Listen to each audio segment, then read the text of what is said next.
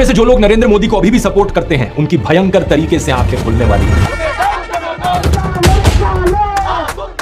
সাবেক প্রধানমন্ত্রী শেখ হাসিনার মৃত্যু হয়েছে। কি অবস্থায় আছেন শেখ হাসিনা হয়তো আর জীবিত নেই, তিনি মৃত্যুবরণ করেছেন। ইন্নালিল্লাহি ওয়া ইন্না ইলাইহি রাজিউন। আওয়ামী লীগের সভাপতি শেখ হাসিনা কিছুক্ষণ আগে মারা গেছেন। শেখ হাসিনা মারা গিয়েছে। সাবেক প্রধানমন্ত্রী শেখ হাসিনা মারা গেছেন। শেখ হাসিনা আর নেই, ভারতেই তাই মারা গেলেন। শেষ পর্যন্ত আর ফেরা হলো না। হাসপাতাল থেকেই চিরনিদ্রায় সময়ের দাপুটে নেতা, আলোচিত সমালোচিত সাবেক প্রধানমন্ত্রী এবার ভারতের লাদাখে রাজ্যের মর্যাদা ও সাংবিধানিক সুরক্ষা দাবিতে শুরু হওয়া বিক্ষোভ রূপ নিয়েছে সহিংসতায়। অনশন ও কমপ্লিট শাটডাউনের ডাক দিয়ে রাস্তায় নামা হাজারো মানুষের সঙ্গে পুলিশের সংঘর্ষে অন্তত 5 জন নিহত হয়েছেন। লাদাখ বিজেপি কার্যালয়ে আগুন ধরিয়ে দেয়। আই লাভ মোহাম্মদ স্লোগানে উত্তাল ভারত। দেশটির বিভিন্ন জায়গায় এই স্লোগান দিতে দেখা গেছে হাজার হাজার মানুষকে। অনেকে সামাজিক যোগাযোগ মাধ্যমে নিজের প্রোফাইল পিকচারেও আই লাভ মোহাম্মদ যুক্ত করেছেন। এতে হস্তক্ষেপ করে পুলিশ। আসসালামু আলাইকুম, নতুন একটি সংবাদে আপনাকে স্বাগতম। সাথে আছে আমি এইচ.এম. রুবেল। প্রিয় দর্শক, বেশ কয়েকটি গুরুত্বপূর্ণ ভিডিও নিয়ে হাজির হয়েছি আপনাদের সামনে, যার কিছু অংশ বিশেষ ইতিমধ্যে ভিডিওর শুরুতেই আপনারা দেখেছেন। দর্শক, ভিডিওর শুরুতে আপনারা দেখে বুঝে গিয়েছেন আজকের ভিডিওটি কতটা গুরুত্বপূর্ণ হতে যাচ্ছে এবং কোন বিষয়টিকে ইঙ্গিত করছে। তাই সকল দর্শকদের অনুরোধ করব একটা মুহূর্ত না টেনে সম্পূর্ণ ভিডিওটি মনোযোগ সহকারে দেখতে থাকুন, তাহলেই মূল বিষয়টি বুঝতে পারবেন। দর্শক, আমরা আজাইরা কথা না বাড়িয়ে সরাসরি দেখে আসবো কাঙ্ক্ষিত সেই ভিডিওগুলো। তবে তার আগে বলবো, যারা প্রতিনিয়ত আপডেট খবর দেখতে চান তারা অবশ্যই আমাদের চ্যানেলটি সাবস্ক্রাইব করে পাশের বেল আইকন অন করে দিবেন পরবর্তী ভিডিওর আপডেট সবার আগে দেখার জন্য। দর্শক, আগে থেকে যারা সাবস্ক্রাইব করে রেখেছেন তাদেরকে অসংখ্য ধন্যবাদ। দর্শক, আপনারা কে কোন জায়গা থেকে ভিডিওটি দেখছেন অবশ্যই কমেন্ট করে জানিয়ে দিবেন। চলুন দর্শক, ভিডিওতে আমরা একটি লাইক দিয়ে ধারাবাহিকভাবে সব ভিডিওর আলোচনা দেখে আসি। पे से जो लोग नरेंद्र मोदी को अभी भी सपोर्ट करते हैं उनकी भयंकर तरीके से आंखें खुलने वाली हैं। সাবেক প্রধানমন্ত্রী শেখ হাসিনার মৃত্যু হয়েছে। কি অবস্থায় আছেন শেখ হাসিনা হয়তো আর জীবিত নেই, তিনি মৃত্যুবরণ করেছেন। ইন্নালিল্লাহি ওয়া ইন্না ইলাইহি রাজিউন। আওয়ামী লীগের সভাপতি শেখ হাসিনা কিছুক্ষণ আগে মারা গেছেন। শেখ হাসিনা মারা গিয়েছে। সাবেক প্রধানমন্ত্রী শেখ হাসিনা মারা গেছেন। শেখ হাসিনা আর নেই, ভারতেই তাই মারা গেলেন। শেষ পর্যন্ত আর ফেরা হলো না। হাসপাতাল থেকেই চিরনিদ্রায় সময়ের দাপুটে নেতা, আলোচিত সমালোচিত সাবেক প্রধানমন্ত্রী এবার ভারতের লাদাখে রাজ্যের মর্যাদা ও সাংবিধানিক সুরক্ষা দাবিতে শুরু হওয়া বিক্ষোভ রূপ নিয়েছে সহিংসতায়। অনশন ও কমপ্লিট শাটডাউনের ডাক দিয়ে রাস্তায় নামা হাজারো মানুষের সঙ্গে পুলিশের সংঘর্ষে অন্তত 5 জন নিহত হয়েছেন। লাদাখ বিজেপি কার্যালয়ে আগুন ধরিয়ে দেয়। আই লাভ মোহাম্মদ স্লোগানে উত্তাল ভারত। দেশটির বিভিন্ন জায়গায় এই স্লোগান দিতে দেখা গেছে হাজার হাজার মানুষকে। অনেকে সামাজিক যোগাযোগ মাধ্যমে নিজের প্রোফাইল পিকচারেও আই লাভ মোহাম্মদ যুক্ত করেছেন। এতে হস্তক্ষেপ করে পুলিশ। आप पे से जो लोग नरेंद्र मोदी को अभी भी सपोर्ट करते हैं उनकी भयंकर तरीके से आंखें खुलने वाली हैं।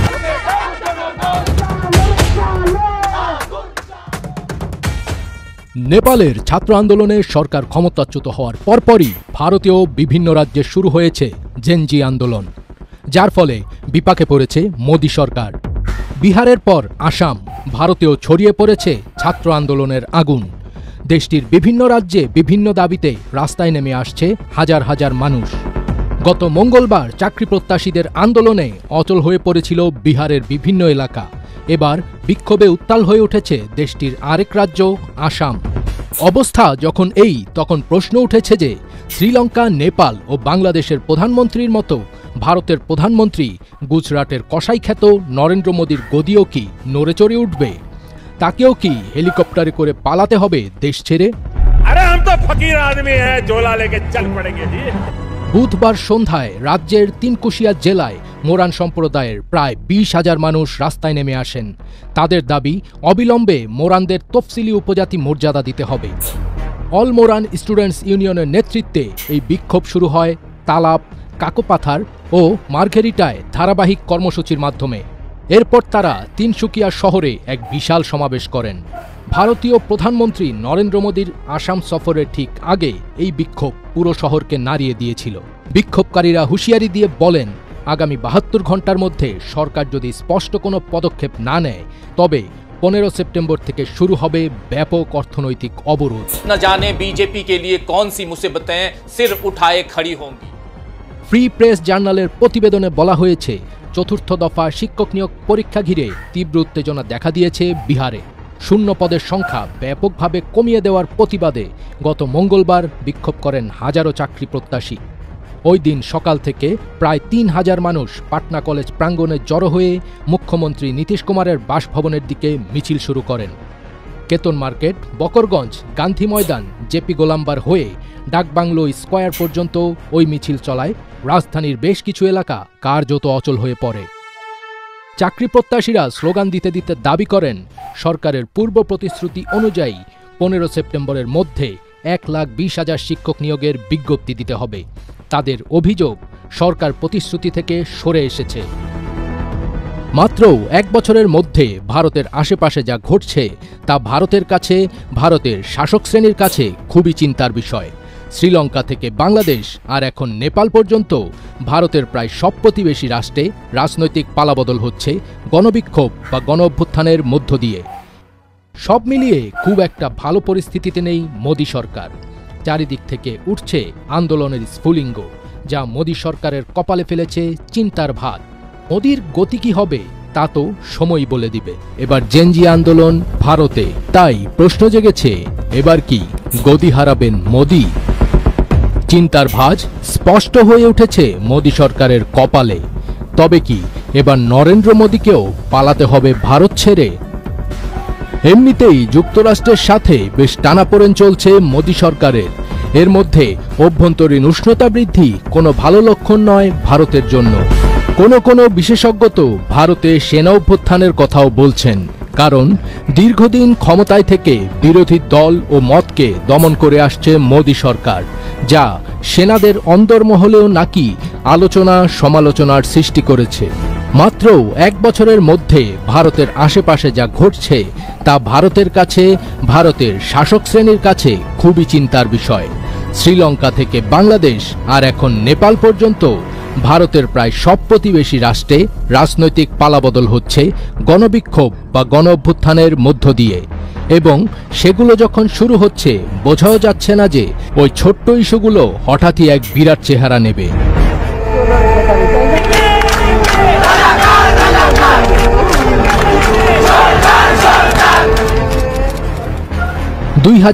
সালে শ্রীলঙ্কার দেউলিয়া অর্থনীতির কারণে জনগণের চরম ক্ষোভ মাহিন্দা রাজাপক্ষের সরকারকে পদত্যাগে বাধ্য করে। এর মাত্র 2 বছর পর 2024 সালে বাংলাদেশের ছাত্র আন্দোলন এক বিশাল গণবিক্ষোভে পরিণত হয়, যার ফলে সাবেক প্রধানমন্ত্রী শেখ হাসিনাকে দেশ ছেড়ে পালাতে হয়। আর এই তালিকায় একেবারে শেষে নেপাল। সোশ্যাল মিডিয়া বন্ধের মতো একটি ছোট্ট ইস্যুকে কেন্দ্র করে বিক্ষোভ এতটাই তীব্র হয়ে পড়ল যে প্রধানমন্ত্রী কেপি শর্মা ওলি পদত্যাগ করে বাঁচতে পারেননি, পালিয়েছেন। কোথায় পালিয়েছেন কেউ জানেও না। এখনো অনেকে বলছে ভারতেই আছেন, কেউ কেউ বলছেন তিনি দুবাইতে অবস্থান করছেন। দক্ষিণ এশিয়ার রাজনীতিতে যেন শুরু হয়েছে ডমিনো ইফেক্ট। নেপালে যখন জেনারেশন জেড এর তরুণদের বিক্ষোভে দেশ কাঁপছে, ঠিক সেই সময় ভারতের বিহার রাজ্যেও ছাত্র তরুণদের আন্দোলনে রাজপথ প্রকম্পিত হয়ে উঠেছে। বিহারে হাজার হাজার চাকরি প্রত্যাশী তরুণ শিক্ষক নিয়োগে শূন্যপদ কমানোর প্রতিবাদে রাজপথে নেমে এসেছেন। এতে রাজধানী পাটনার গুরুত্বপূর্ণ সড়কগুলো কার্যত অচল হয়ে পড়েছে। গত 9 সেপ্টেম্বর মঙ্গলবার সকাল থেকে প্রায় 3000 বিক্ষোভকারী তরুণ পাটনা কলেজ প্রাঙ্গণে জড়ো হয়ে মুখ্যমন্ত্রী নীতিশ কুমারের বাসভবনের উদ্দেশ্যে মিছিল শুরু করেন। কেতন মার্কেট, বকরগঞ্জ, গান্ধী ময়দান ও ডাকবাংলো স্কয়ার হয়ে শহর জুড়ে ছড়িয়ে পড়ে এই বিক্ষোভ। এখন প্রশ্ন হলো, তবে কি এবার ছাত্র আন্দোলনে মোদি সরকারের বিতাড়িত হওয়ার পালা? এর সঠিক উত্তর তো সময়ই বলে দিবে। দিল্লির অভিজাত এলাকায় একটি নীরব ফ্ল্যাট, বাইরে ভারতীয় গোয়েন্দা বাহিনীর পাহারা, ভেতরে একসময়ের শাসক ফ্যাসিস্ট শেখ হাসিনা। 15 বছর বাংলাদেশের প্রধানমন্ত্রী থাকা এই স্বৈরাচার এখন নিজে কেবল সংবাদের বিষয় নন, বরং একটি রাজনৈতিক সমস্যার নাম। ভারত তাকে রাখতে চায় না, আবার সরাসরিও কিছু বলছে না। একসময় যাকে দিল্লি বলতো সবচেয়ে ঘনিষ্ঠ মিত্র, আজ তাকে নিয়েই অস্বস্তিতে মোদি প্রশাসন। দিল্লিতে এখন শেখ হাসিনা কার্যত গৃহবন্দী। বাংলাদেশের কোনো রাজনীতিকের সঙ্গে তার যোগাযোগ নেই। তার দল আওয়ামী লীগের শীর্ষ নেতারাও তার নাগাল পাচ্ছেন না। 3 সপ্তাহ আগে লন্ডন থেকে ভারতে এসে ডক্টর হাসান মাহমুদ দিন গুনছেন একটিবার দেখা হবে ভেবে, কিন্তু হয়নি। দলের ভেতরের সূত্র বলছে ওবায়দুল কাদেরও দেখা করতে চেয়েছিলেন, তাকে ফিরিয়ে দেওয়া হয়েছে। ভারতের অবস্থান এখন কৌশলগত এবং পরিষ্কার। তারা শেখ হাসিনার অধ্যায়কে ইতিহাসে পাঠাতে চায়। মুখে কিছু না বললেও কার্যত নতুন সরকারকে স্বীকৃতি দিয়ে ফেলেছে তারা। তবে মধুর সম্পর্ক এখনো গড়ে ওঠেনি। ডক্টর মোহাম্মদ ইউনূস সরকারকে তারা গ্রহণ করলেও ব্যবসা বাণিজ্যে নিষেধাজ্ঞা, সীমান্তে উত্তেজনা, চিকিৎসা ভিসা বন্ধ, সব মিলিয়ে সম্পর্ক বরফে ঢাকা। ভারতের এই দোদুল্যমান নীতির কারণে বাংলাদেশ ভারত সম্পর্কের এক অন্ধকার অধ্যায় শুরু হয়েছে। কূটনৈতিক স্তরে নীরবতা এখন নিয়মিত। সীমান্তে পুশ ইন বাড়ছে, গোলাগুলির ঘটনাও উদ্বেগজনক হারে বাড়ছে। দিল্লিতে নতুন কূটনীতিক পাঠানো হলেও তিনি এখনো অ্যাক্সেস পাচ্ছেন না। বিশ্লেষকরা বলছেন, ভারতের বড় ভুল ছিল আওয়ামী লীগকেই একমাত্র ভরসা হিসেবে দেখা এবং বিকল্প ভাবনার অনুপস্থিতি। 15 বছর পর যখন হাসিনা সরকার পড়ল, তখন ভারতও যেন ধাক্কা খেল। নরেন্দ্র মোদী এবং তার পররাষ্ট্র মন্ত্রণালয় এখন পরিস্থিতি সামাল দিতে চাচ্ছে ধাপে ধাপে। কিন্তু ভারতের মনোভাব এখন একেবারেই বাস্তববাদী। তারা শেখ হাসিনাকে নয়, বাংলাদেশ রাষ্ট্রকে নিয়ে ভাবছে। রাজনৈতিক অঙ্গনে এখন আলোচনা, শেখ হাসিনা কি আর ফিরতে পারবেন, নাকি ভারত তাকে নিঃশব্দে বিদায় দেওয়ার পরিকল্পনায় ব্যস্ত। বাংলাদেশে ডক্টর ইউনূসের নেতৃত্বে গঠিত নতুন সরকার এখনো স্থিতিশীল নয়, কিন্তু তারা চেষ্টা করছে অংশগ্রহণমূলক রাজনৈতিক সংস্কৃতি গড়ে তুলতে। এমন অবস্থায় ভারতের চাওয়া অন্তত একটি গ্রহণযোগ্য নির্বাচন, যেখানে জনগণের মতামত প্রতিফলিত হবে। কিন্তু ভারত যে নিজেই আজ আস্থা হারিয়েছে, সেটা তাদের কূটনৈতিক ভাষা বলছে না, তাদের কৌশল বলছে। শেখ হাসিনাকে এখন আর তারা সরাসরি স্পর্শ করছে না। অতীতের সম্পর্ক ভুলে কেবল সামনের দিকে তাকাতে চাইছে তারা।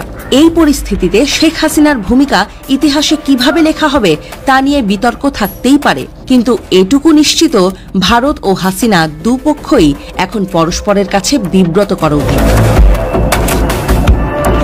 এক সময়কার মিত্রতা আজ দুই পক্ষের মাথা ব্যথা।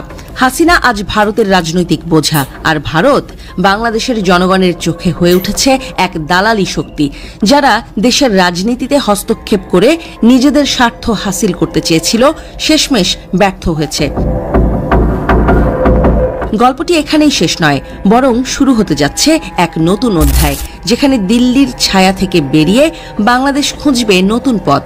আর শেখ হাসিনা থাকবেন ইতিহাসের এক প্রান্তিক পাতা জুড়ে, যেখানে লেখা থাকবে, বিশ্বাস আর কৌশল যদি মিলেও যায়, তবুও স্বৈরাচার। বাংলাদেশ নেপালের পর জেনজি আন্দোলনের উত্তাপ লেগেছে ভারতেও। দেশটির সীমান্তবর্তী অঞ্চল লাদাখে সহিংস বিক্ষোভে উত্তাল হয়ে উঠে তরুণরা।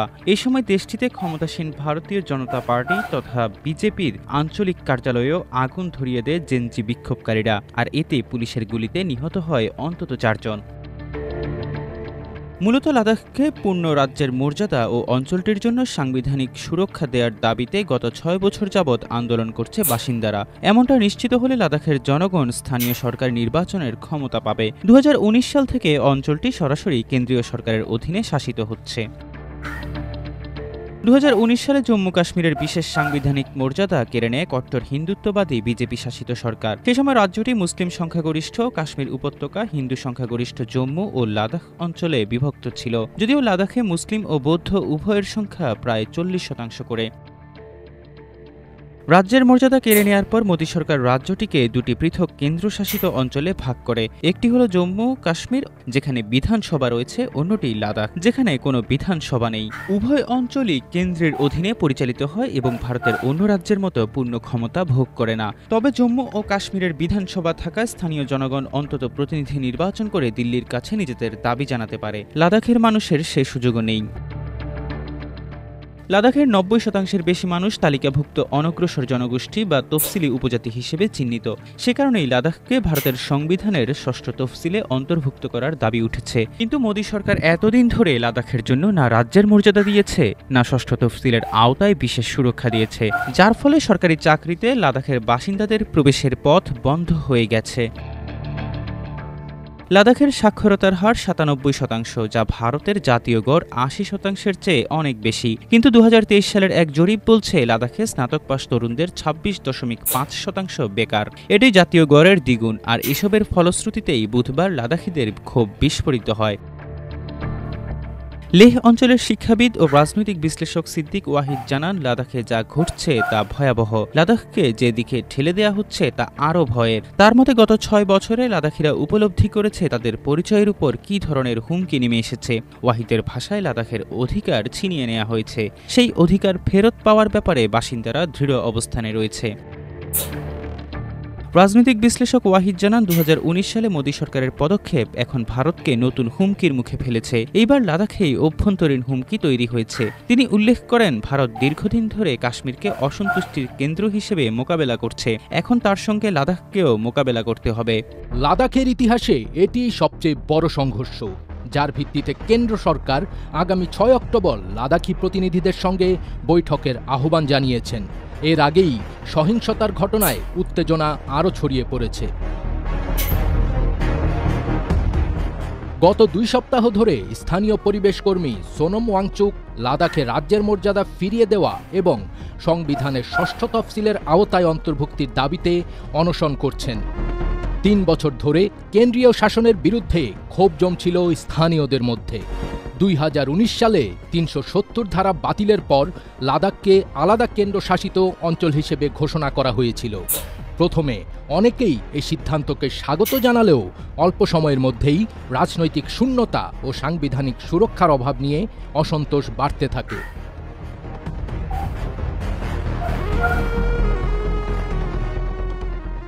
এই আন্দোলনের বৈশিষ্ট্য হল বৌদ্ধ সংখ্যাগরিষ্ঠ লেহ এবং মুসলিম সংখ্যাগরিষ্ঠ কার্গিলের রাজনৈতিক ও ধর্মীয় সংগঠনগুলো এক প্ল্যাটফর্মে একত্র হয়েছে। যদিও কেন্দ্রীয় সরকারের সঙ্গে একাধিকবার আলোচনা হয়েছে, কিন্তু কোনো সমাধান এখনো পর্যন্ত আসেনি। স্থানীয় নেতাদের দাবি, গত মার্চে দিল্লিতে বৈঠকে স্বরাষ্ট্রমন্ত্রী অমিত শাহ স্পষ্ট করে বলেন, লাদাখকে আলাদা কেন্দ্রশাসিত অঞ্চল করা ছিল ভুল সিদ্ধান্ত, আর রাজ্যের মর্যাদা বা 6ষ্ঠ তফসিলের দাবিও মেনে নেওয়া হবে না। সব মিলিয়ে ভারতে মোটামুটি বেকায়দায় রয়েছেন প্রধানমন্ত্রী নরেন্দ্র মোদী। অন্যদিকে মার্কিন যুক্তরাষ্ট্রের সঙ্গেও দিন দিন সম্পর্কের অবনতি হচ্ছে মোদী সরকারের। অভ্যন্তরীণ কলহ এবং আন্তর্জাতিক সম্পর্কের অবনতি দুই মিলে বেশ বিপাকে রয়েছে মোদী সরকার। দর্শক, এতক্ষণ সাথে থাকার জন্য অসংখ্য ধন্যবাদ। ইতিমধ্যে আপনারা ভিডিওর আলোচনা দেখে বুঝতে পেরেছেন আজকের এই ভিডিও নিয়ে আপনাদের মূল্যবান মন্তব্য কিন্তু অবশ্যই কমেন্ট করে জানিয়ে দিবেন। দর্শক, নতুন নতুন খবর পেতে আমাদের চ্যানেলে নতুন একজন সদস্য অনুরোধ রইল। পরবর্তী আপডেট খবর পেতে আমাদের ইউটিউব চ্যানেলটি সাবস্ক্রাইব করে রাখবেন। আল্লাহ হাফেজ।